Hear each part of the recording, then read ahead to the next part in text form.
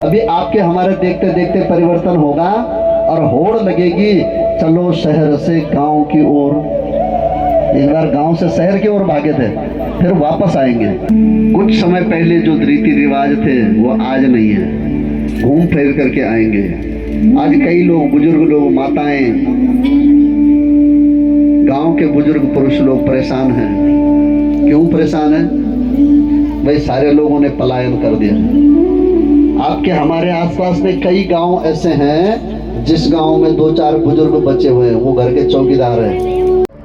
दगड़ों नमस्कार, आप देखना चाहते पुनः गांव की ओर। आखिर मैं किले बोल दूं कि जग नहीं जान कोई और जान दूं पुनः गांव की ओर।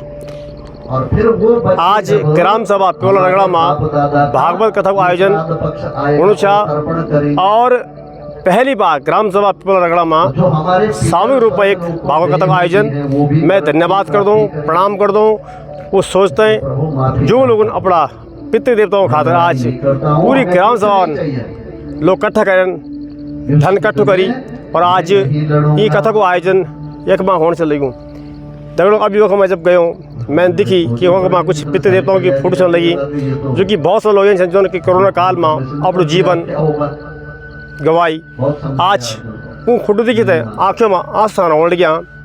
और बहुत बड़ी बात है कि पूरी ग्राम सभा आज अपना पितृ देवताओं खातर पितृपक्ष आप आज का श्राद्ध बैठे छन, तो ये बताना कि आजकल बोला अगर कोई श्राद्ध बैठे और कथा होनी सुनने को मौका मिलूँ तो बहुत बड़ी बात है। तो मैं आप पूरा ग्राम वासियों से, ग्राम प्रधान थे, एक जो बुजुर्ग छन, युवा छन, जो बहन छन, बुजुर्ग छन, वो तो नमन कर दूँ और धन्यवाद कर दूँ। आप देखने वाला कि पूरा पंडाल भरूचा और दगड़ों गाँव में इकट्ठा करना, चाहे वो रुपया हो चाहे मन हो, आज की देख में बहुत ही टफ काम होगी। और फिर भी लोग आज कथा जब मैं सुनी आँखों में आंसू आने लग गया। आज 10 दिन बोली कि एक दिन आलू के सभी लोग धीरे धीरे जुड़ा, जन लोग शहर को जाने थे वो लोग गाँव की ओर आला। तो बहुत सुंदर कथा छा। मैं आपसे निवेदन कर दूँ कि आप ये कथा सुनान और अगर आप अच्छी लग रही शेयर कर जान, चैनल पर आप फॉलो कर जान और थोड़ा व्यस्त हो जाए, नहीं तो मैं आपसे और थोड़ा दिखाऊँ दूँ। और लाइव में फिलहाल आपने दिखा ही सकूँ कि लेकिन लाइव फिलहाल मेरा 25 दिन खातर बंद से करूँ। वैसे तो मैं वीडियो आज डाल दूँ या भोल डाल दूँ, लेकिन आप लोग जरूर दिखान और ज़्यादा क्या बन हर गांव में अगर क्रांति आ जाओ कि सामूहिक रूप से अच्छा काम पूजा पाठ हो, कहीं मदद हो, तो बहुत बड़ी बात है। तब देखते हैं हमारा गांव पर सदान सिर्फ और सिर्फ सरकार का माध्यम से हमारा गाँव पर सदान हम तो संस्कारी बनने पड़ू, हम तो आपस में एक दूसरे की मदद कर पड़ू, तब देखते हैं हमारा गांव बस सदान। धन्यवाद। जय हिंद, जय भारत, जय हो भागवत भगवान की, जय श्री राधे। माँ मैया की, राज राजेश्वरी मैया की, गणदेवी मैया की, नागराज भगवान की, नरसिंह भगवान की, भैरव भगवान की, सभी देवी देवताओं की, पितृ देवताओं की। नमः पार्वती पतये हर हर महादेव। भगवान श्री कृष्ण चंद्र के बांग में प्रतिमूर्ति के रूप में विराजमान श्रीमद् भागवत महापुराण व्यासासीन व्यासदेव भगवान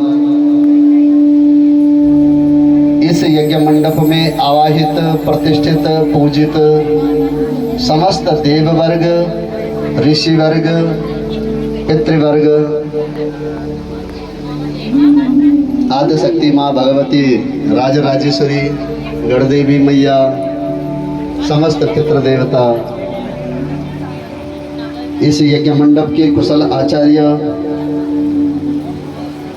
अखिलेश मनोरे जी, आपके साथ में उपाचार्य राहुल कुकसाल जी, संगीताचार्य रोहित सेमवाल जी, यज्ञ मंडप के प्रधान आचार्य नवीन सेमवाल जी, पाक शास्त्री गुरु प्रसाद कोठारी जी, ध्वनि संचालन करने वाले विजय मेहरा जी, और इस ग्राम सभा के अंतर्गत आने वाले ग्राम पिपोला, रगड़ा, भटगांव, नौली, सैण की समस्त मातृशक्तियाँ, इस ग्राम सभा के ग्राम प्रधान बहन दीपा देवी जी, क्षेत्र समिति सदस्य पूर्व प्रधान गब्बर सिंह जी, सबल सिंह पंवार जी कथा पांडाल में बैठी हुई गंगा यमुना स्वरूपिणी समस्त मातृशक्तियाँ एवं आसपास से आए हुए आपके समस्त इष्ट मित्रगण एवं भद्र पुरुषों, आज इस कथा सरिता का षष्ठम दिवस की इस पुण्य पर्व बेला पर आप लोगों ने अपना समय निकाला। आप लोग बहुत बहुत धन्यवाद के पात्र हैं कि आपने समय निकाल करके इस सत्संग में आप आए हैं। कहते हैं चले सत्संग की धारा, अरे मन चल नहा आए, जिसे तो भूल बैठा था उसी से फिर मिला लाए। आत्मा का परमात्मा से मिला। सत्संग में क्या होता है? आत्मा का परमात्मा से मिलन। ये जो पंच तत्व यह शरीर है, इसको संचालित करने वाली जो आत्मा है, अंतिम में उस आत्मा ने विदाई लेनी है। और विदाई लेकर के कहाँ जाना है? फर्ज करो आप लोग कहीं काम जाते हो ना, किसी काम के लिए बाजार गए तो घर वाले पूछते ना भाई क्यों गया था, तूने क्या क्या काम किया? शांति का दान दे, बोले आज सत्य भगवती जगदम्बा मैया की, बोले ना। अभी ना जितना यहाँ पर बैठे रहोगे उतनी देर तक आपका केवल सुनने का काम है, बस बोलने की जिम्मेदारी हमारी। शांत भाव से भाई, कथा में आने का पुण्य फल क्या होता है जानते हो? आप कथा में आए हैं, यदि मन लगा करके बैठोगे तो मनोकामना पूर्ण होगी। माँ से मन और माँ से मनोकामना। तो ऐसा तो कोई नहीं है जिसके मन में कोई न कोई कामना ना हो। हम लोग निष्काम भाव से भगवान का पूजन नहीं कर सकते, किसी न किसी कामना के वशीभूत। परेशानियां भी कई है, कोई तन दुखे, कोई मन दुखे, कोई धन बिन रहे उदास, थोड़े थोड़े सभी दुखी, सुखी राम को दास। इस शरीर को लेकर के कोई परेशान है, कोई धन की चिंता से परेशान है, तो परेशानी तो कुछ न कुछ बनी हुई है ना। तो जिस भाव से आप यहाँ पर बैठे हैं, बिन मांगे, मांगना नहीं है, मांगन से मरना भला, मत कोई मांगे हो भीख। मांगना नहीं, और भगवान बिन मांगे दे देते हैं। त्वदीयं वस्तु गोविंदम तुभ्यमस्तु समर्पये। निष्काम भाव से आप बैठे हुए हैं, प्रभु बस हम आपकी भक्ति में बैठे हुए हैं, आपकी कथा का श्रवण पान कर रहे हैं। तो फिर भगवान भी सोचते हैं, विचार करते हैं, तो भगवान आकर के हमारी मनोकामना पूर्ण करते हैं। इसलिए जितनी देर पर यहाँ पर बैठे हो ना, उतनी देर तक यदि कुछ बोलना ही है तो मन में ओम नमो भगवते वासुदेवाय, केवल भगवान का नाम हमारे मुंह पर, हमारी जुबान पर हो। काम करते रहो, नाम जपते रहो। इसीलिए भगवान को पता था इनकी कामनाएं ज्यादा है, इसलिए काम करने के लिए हाथ दो दिए। एक हाथ से नहीं बन पाएगा इसका। सुनने के लिए भी कान दो दिए, पर बोलने के लिए मुंह एक ही दे रखा है, और उसको काम दूसरा भी दिया है, खाना पीना भी खाना है। इसलिए कम बोले और कम बोले में केवल मतलब की बात बोले। तो कल की दिव्य कथा में जो लोग आए थे, कल कथा का प्रसंग कहां पर था? याद वृंदावन में था। बहुत याद रख रहे हैं, जो याद नहीं रह रहे उनके लिए भी ताली बजा दो। वो हर्जा भी कर रहे हैं, खर्चा भी कर रहे हैं, पल्ले कुछ नहीं पड़ रहा है। हा? सारी रात बल रामायण सुनिए।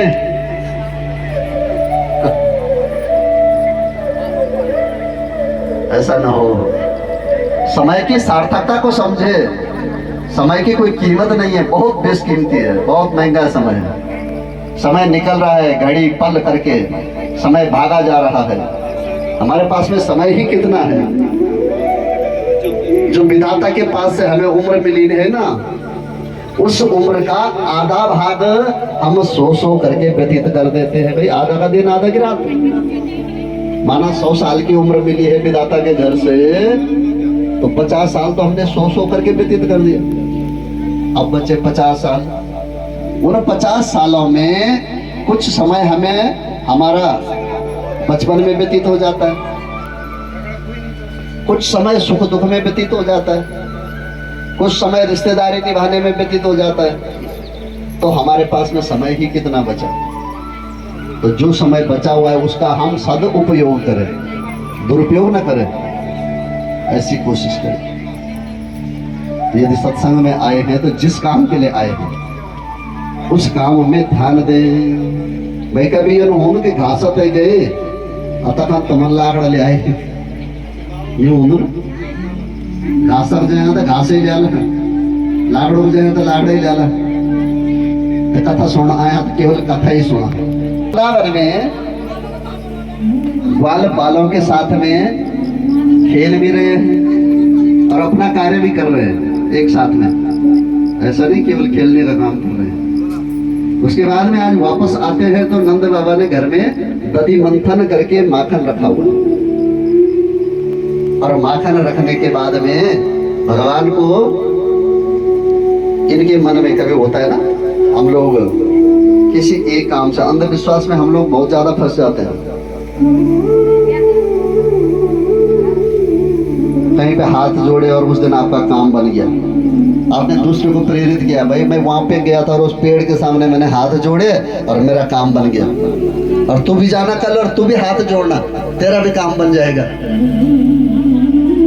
तो नंद बाबा ने दधी मंथन करके और माखन दूध दही निकाल करके आज भगवान ने पूछा आप क्या कर रहे हो, इस दही दूध माखन का क्या कर रहे हो? तो बोला हम देवराज इंद्र का पूजन कर रहे हैं। बोला क्यों कर रहे हैं? बोला अन्नाद भवति पर्जन्याम पर्जन्याद अन्न संभवः। हम लोग देवराज इंद्र का पूजन इसलिए कर रहे हैं कि देवराज इंद्र समय पर बादलों की गर्जना करके बरसात करवा देते हैं, और जब समय पर वर्षा होती है तो फिर हमारे खेतों में अच्छी फसल होती है। इसलिए हम देवराज इंद्र का पूजन कर रहे हैं। तो भगवान ने बोला कोई जरूरत नहीं है। तो बोला देवराज इंद्र फिर रुष्ट हो जाएंगे। तो बोला क्या करें? बोले ये गोवर्धन पर्वत है ना सामने पड़ा हुआ, इस पर्वत पे चढ़ा दो दूध दही मक्खन, अपने आप खाओ, अपने आप स्वस्थ रहो, मस्त रहो, कुशल रहो, और ध्यान देना है तो केवल उस ईश्वर पर को। एको देवा पासवो केशवो वा एकान मित्रान भूपतिर्वा यतिर्वा एको नारी सुंदरेवा दरेवा। भगवान ने कहा किसी एक को मानो। भाई आप हम लोग ना नरसिंह को भी मानते हैं, भैरव को भी मानते हैं, माता को भी मानते हैं, नागराज को भी मानते हैं, कई देवी देवता घर में रखे हुए हैं। भगवान कहते हैं एक को मानो। एको देवा वासवो केशवो वा। ये तो विष्णु को मानो, शंकर जी को मानो। भाई मदद करने के लिए जब आप पे बीतेगी तो हमने नरसिंह को पुकारा, नरसिंह ने कहा भैरव को भी मानता था ना, भैरव जाएगा रक्षा करने के लिए। भैरव ने कहा भाई नागराज को भी मानता था, वो भी जाएगा रक्षा करने के लिए। और इस प्रकार से हमारी रक्षा नहीं हो पाती। एकान मित्रान भूपतिर्वा यतिर्वा, मित्र बनाना है तो एक बनाओ, ऐसे नहीं कि सबसे दोस्ती। ऐसा नहीं है झगड़ा किसी के साथ नहीं करना है, इसका मतलब ये नहीं है। पर मित्र, परम मित्र एक हो। उसी प्रकार से पत्नी भी एक हो, वो चाहे सुंदरी है या कुरूप है, जो मिली हुई है वो आपकी अर्धांगिनी है। सुखदेव मुनि परीक्षित जी महाराज को समझा रहे हैं, राजन पूर्व जन्म स्वया नारी, पूर्व जन्म स्वया धना, पूर्व जन्म स्वया विद्या, अग्रे धावति धावति। पूर्व जन्म के संस्कारों के आधार पर हमें अच्छा पति या अच्छी पत्नी मिलती है। तो जब ब्याह देख अच्छा कर्म नहीं वाला करे तभी तो झगड़ा लो पति मिली, तभी तो गुस्साबाज पत्नी मिली। पूर्व जन्म स्वया विद्या, सभी चाहते हैं कि मैं विद्वान बनूं, अच्छा बनूं, और ये भी हमारा पूर्व जन्म का संस्कार है। बुद्धिमान होना या बुद्धिविहीन होना। पूर्व जन्म स्वयाधना, धनवान होना या गरीब घर में जन्म लेना, ये भी पूर्व जन्म के संस्कारों के आधार पर होता है। अग्रे धावति धावति, हमारे जन्म लेने से पहले ये व्यवस्था विधाता के द्वारा सब ठीक ठाक की हुई है। विधाता ने व्यवस्था, जा बेटा जैसा तूने बोया था वैसे ही फसल काटा। बोया पेड़ बबूल का तो आम कहाँ से खाए, जो बोया है वही काटेगा ना। नंद बाबा को कोई जरूरत नहीं है, भगवान को पूछो। राज नंद बाबा कन्हैया के कहने पर बोला, राजन कथ्यताम में पिता कोयम संभ्रमो वौपागतः, किम फलम कस्य चोदेश केन वा साध्यते मखः। कथ्यताम में पिता कोयम, बोला बाबा पिता तो एक ही है ना, जो परम पिता है, जो सबकी रक्षा कर रहा है, वो सबके पिता है, सबके रक्षक है, सबके देवता है। जिन देवराज इंद्र को आप पूज रहे हो, उनके भी जो पिता है परम पिता, उनको पूजो ना। किम फलम कस्य चोदेशाम, फल तो भगवान हमको हमारे कर्मों के आधार पर देंगे। ऐसा नहीं है कि हमने तो कामना कर दी। भाई सभी चाहते हैं कि हम भी राष्ट्रपति बन जाए, प्रधानमंत्री बन जाए, तो सभी प्रधानमंत्री बनेंगे तो फिर कैसे चलेगी व्यवस्था। पर जिन्होंने पुण्य कर्म किए हुए हैं वही उच्च पद पर आसीन होते हैं। तो बोला ऐसा करो ना, जो सर्वोपरि है उनको पूजो। कर्मणाम जायते जंतो कर्मणैव विलीयते, सुखम दुखम भयम क्षेमम कर्मणैवाभिपद्यते। कर्मणाम जायते जंतु, जो भी जीव और जंतु है अपने कर्मों के कारण, भाई जीवात्माएं तो 84 लाख प्रकार की योनियां हैं। भाई कोई कीड़े मकोड़े बने हुए हैं, कोई पशु पक्षी की योनियों को प्राप्त हुए, कोई जड़ चेतन की अवस्था में पेड़ पौधों के रूप में, और कुछ लोग मनुष्यों के रूप में जन्म मिला के कुछ लोगों को। और ये कैसे मिलता है कि भाग्योदयेन बहुजन्म समर्जितेन, बहुजन्म, एक जन्म नहीं, अनेकानेक योनि में जहां हम भटके हैं, उन योनियों में रहते हुए जो हमारे पुण्य कर्म होते हैं, बहुजन्म समर्जितेन, इकट्ठे हुए वो कर्म, और तब जाकर के हमें मनुष्य योनि में जन्म मिला। और सतसंगमं च लभते पुरुषो यदा वे। अब मनुष्य योनि में तो जन्म मिला हुआ है। हमने गिने यहाँ पर कितने गांव गिने? 5 गांव। तो 5 गांव के लोग यदि यहाँ पे इकट्ठे होते तो यहाँ पे बैठने की जगह तो क्या, खड़े होने की भी जगह ना होती। और सतसंगमं च लभते पुरुषो यदा वे। और सत्संग जिनके भाग्य में लिखा हुआ है, ये भी हमारा किसी जन्म का पुण्य था, तब हम आकर के इस सत्संग में बैठे हुए हैं। सुखम दुखम वयम क्षेमम, सुख और दुख। हम लाख कोशिश करने के बाद में किसी को दुख नहीं दे सकते, और न ही हम लाख कोशिश करने के बाद में किसी को सुखी रख सकते हैं। जिसके भाग्य में सुख होगा वो सुख भोगेगा, और जिसके भाग्य में दुख लिखा हुआ है हम उसके दुखों का निवारण नहीं कर सकते हैं। और दुखों का निवारण करने वाले कौन हैं? कौन हैं? बोलो ना, भगवान है। कि मनुष्य करता है किसी के दुखों का निवारण? नहीं। और वो कब करेंगे? जब हम उनका नाम लेंगे। जब तक बच्चा रोता नहीं है तब तक माँ उसे दूध पिलाने के लिए नहीं दौड़ती है। बच्चा रोने लगेगा तो माँ दौड़ती हुई आती है। उसी प्रकार से भगवान आते हैं और तब जाकर के हमारी मदद करते हैं। वर्तते ब्रह्मणा विप्रो राजन्यो रक्षया भुवः वैश्यस्तो वार्तया जीवे शूद्रस्तु द्विज सेवयः। वर्तेता ब्राह्मणों, अलग अलग कार्य विभाग। ब्राह्मण, वैश्य, क्षत्रिय, वैश्य, शूद्र, ये 4 विभाजन किए। तो सेवा भाव से शरीर तो सबको एक जैसा दिया, पर यदि सबको कार्यभार दे देते कि सब पूजा ही करो तो चल जाता। वे सबको रक्षा करने का, सबको राजा बना देते तब चल जाती व्यवस्था। सबको व्यापार कर्म में जोड़ देते तब व्यवस्था चल जाती।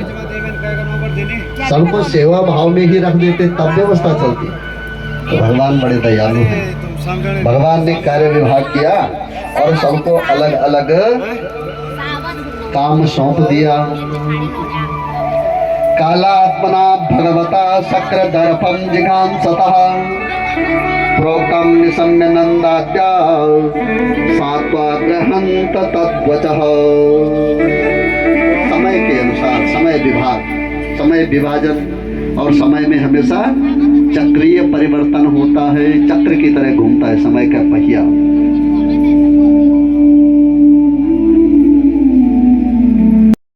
कुछ समय पहले जो रीति रिवाज थे वो आज नहीं है, घूम फिर करके आएंगे। आज कई लोग, बुजुर्ग लोग, माताएं, गांव के बुजुर्ग पुरुष लोग परेशान हैं। क्यों परेशान हैं? भाई सारे लोगों ने पलायन कर दिया। आपके हमारे आसपास में कई गांव ऐसे हैं जिस गांव में 2-4 बुजुर्ग बचे हुए हैं, वो घर के चौकीदार हैं। रात पड़ने पर एक दूसरे के घर में नहीं जाता है, डर है। जो बाघ और भालू का डर होता था दूर जंगलों में, वो डर आज घर गांव में हो रहा है। एक होड़ सी लगी हुई है। क्या? चलो गांव से शहर की ओर। सारे लोग शहर में भाग रहे हैं, लेकिन शहर में सुख और शांति नहीं है। झूठा आडंबर है। शहर में कैद हो रखे हैं। बुजुर्ग माताएं, बुजुर्ग लोग जब शहर में जाते हैं ना अपने बेटे बहू के पास में, 1-2 महीने भी नहीं रह पाते। ना भाई मुझे गांव छोड़ दे, मैं गांव की खुली हवा में जीवन यापन करने वाला हूँ, मैं गांव में रहूंगा। अभी आपके हमारे देखते देखते परिवर्तन होगा और होड़ लगेगी, चलो शहर से गांव की ओर। एक बार गांव से शहर की ओर भागे थे, फिर वापस आएंगे। भाई देखो, विचार करो, शहर में और गांव में अंतर क्या रहा। शहर था कि वहां पे लाइट पानी था, रोड थी, सड़कें थी। घर गांव में भी आज सड़कें आ गई है। साफ सफाई के लिए लैट्रिन बाथरूम गांव में भी बने हुए हैं। तो शहर जैसी व्यवस्था जब गांव में मिल रही है तो क्यों अपने गांव को छोड़ रहे हो, क्यों उस मातृभूमि को छोड़ रहे हो? वो भूमि भी आज रुदन कर रही है कि जिस भूमि में आपने जन्म लिया, जिस माटी में आपका बचपन बीता। और ऐसी विडंबना है, सत्य घटना है हमारे सामने दिल्ली के। बहुत उच्च पद पर आसीन थे आर्मी में, और दुर्भाग्यवशात पत्नी उनकी पहले निकल गई, अपने आप बेचारे पीछे रह गए और उनको लकवा मार गया। 3 बेटे हैं, गर्मियों की छुट्टी, पिताजी हम विदेशों में अपने बच्चों को घूमने ले जाते हैं, तो पिताजी को लकवा मारा हुआ, कुछ बोल भी नहीं पाते हैं, और पिताजी के ही खर्चे से 3 बेटे चले गए। घर में एक नौकर छोड़ा, भाई पिताजी की देखभाल करना। नौकर देखभाल कर रहा है। अब एक दिन क्या हुआ कि नौकर बाजार से दूध लेने के लिए गया, तो सोचा घर में ये जो सेठ जी हैं इनको लकवा हो रखा है, कोई चोर आएगा, डाकू आएगा, घर लूट करके ले जाएगा, तो बाहर से ताला मार दिया और दूध लेने के लिए चला गया। तो दैव योग से रास्ते में उसका एक्सीडेंट हो जाता है, उस नौकर का। उसे उठा करके किसी ने हॉस्पिटल डाला, वो बेचारा कोमा में चले गया। अब वो लकवा वाला व्यक्ति जो घर में बैठा हुआ है, पड़ा हुआ है, ना कुछ बोल पाता है, ना उठ पाता है। तो 3 महीने बाद छुट्टी बिताने के बाद में जब वो बच्चे वापस आते हैं तो पिताजी एक बिस्तर के ऊपर पड़े हुए हैं, तब तक कीड़े खा रहे हैं। तो ये स्थिति हो रही है शहरों में। शहरों में क्या है, वो भोग भूमि है और ये योग भूमि है। यहाँ मानवता अभी तक जिंदा है। शहरों में जाकर के देखो, कोई नहीं पूछेगा आपको आप कहाँ से आए, क्या आए, आपके लिए दरवाजा भी नहीं खोलेगा। और हमारे तो दरवाजे 24 घंटे खुले हैं, कोई भी आओ स्वागत है। घरों में हमारे ताले नहीं है। खुले दरवाजों में भी चोरी का कोई डर नहीं है, और वहां ताला लगाने के बाद भी चोरी का डर है। तो ऐसी जगह पर क्यों भाग रहे हो? अपनी इस मातृभूमि को क्यों छोड़ रहे हो? अपनी इस परंपरा को क्यों छोड़ रहे हो? मुझे नहीं लगता है शहरों में जाने के बाद में कोई सुखी होगा। वहां पर सब परेशान है। तो आज नंद बाबा को भगवान कहते हैं कि पिताजी ऐसा करते हैं, गोवर्धन का पूजन करते हैं। गणम संवर्तकम नामा मेघानाम चांतकारिणीम इंद्र प्रचोदयत क्रोधो वाक्यम चाहेस मन्युतः। जब प्रत्येक साल पूजा होती थी, प्रत्येक वर्ष इंद्र की, अब के वर्ष नहीं हुई पूजा, तो इंद्र को क्रोध आ गया।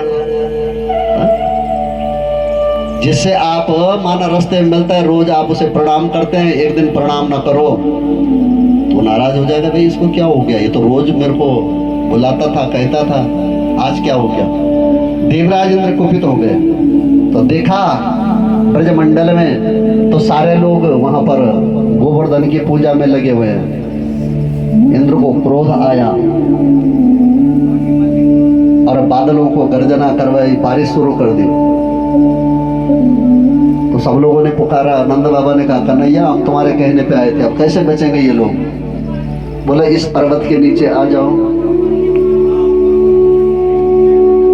और सारे लोग डंडा लेकर के उस पर्वत को उठाओ, उस पत्थर को उठाओ। तो भगवान की माया थी। भगवान चाहते हैं किसी के ऊपर भार न रहे, मैं न हो, अहंकार न हो। तो सबने डंडे पकड़े, गांव की महिलाएं, बच्चे सब उस पर्वत के नीचे आ गए और भगवान ने बीच में अपनी उंगली लगाई। तो सारा पर्वत तो भगवान ने उठा रखा था। सारे लोगों ने डंडे पकड़े हुए, सारे सोच रहे हमने उठा रखा है। तो भगवान की कहने का अभिप्राय है, भगवान की इस उंगली में जो ताकत है, हमारे बस का कुछ भी नहीं है। वो सब कुछ कर सकते हैं। 7 दिवस तक दिन रात मूसलाधार बारिश,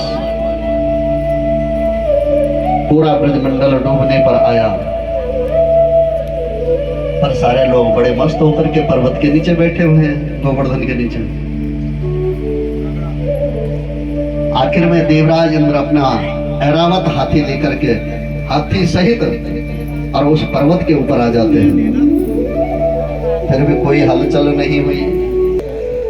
यहाँ पर सुखदेव मुनि कहते हैं, राजन ततोनुरक्त पशुपे परिस्थितो राजन सगोष्ठम सबलो ब्रिजधरी तथा विधानस्य कृतानि गोपिका गायन्त ईयोर्मुदिता यदि स्पृशः।